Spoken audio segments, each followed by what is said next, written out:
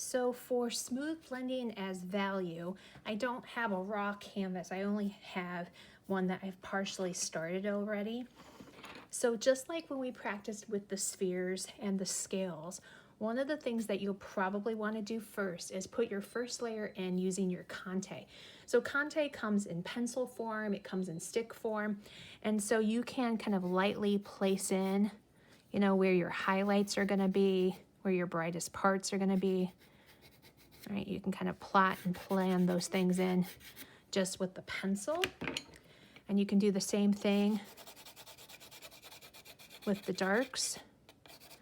And then you can smudge it in to kind of get a base. Now, when you're smudging, don't press super hard. If you press too hard, you're going to actually smooth out the texture of it and you'll lose the tooth. And so there's nothing for the pastel to grab to. So you want to be extra careful. So once you have, basically, a base in pencil, right, and you have an idea of where your values are going to go, right, you can smudge them together.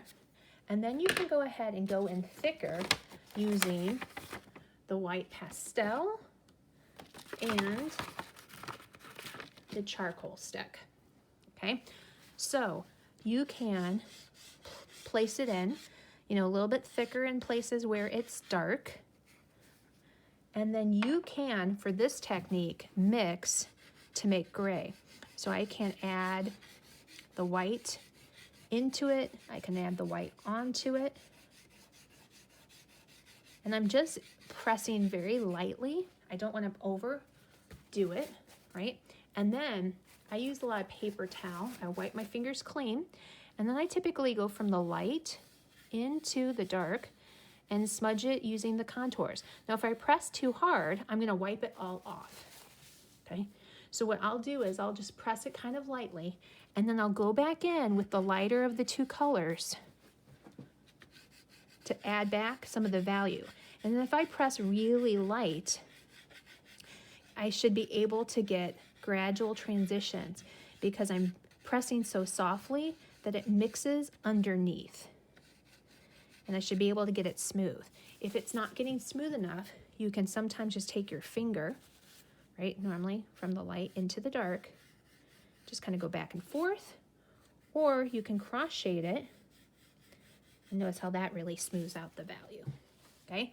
When it comes to little details, you can always go back in with your pencil to pull out some of those values on top of the surface.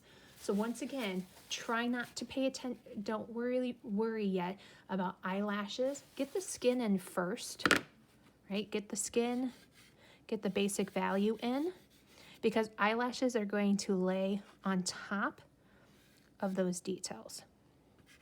Okay. Now, if you find that it's hard to blend these things, one of the things that you might need to do is spray fix it. So remember, if you're using this technique, it's up to you to get the spray fix so that you can add more and more value and color.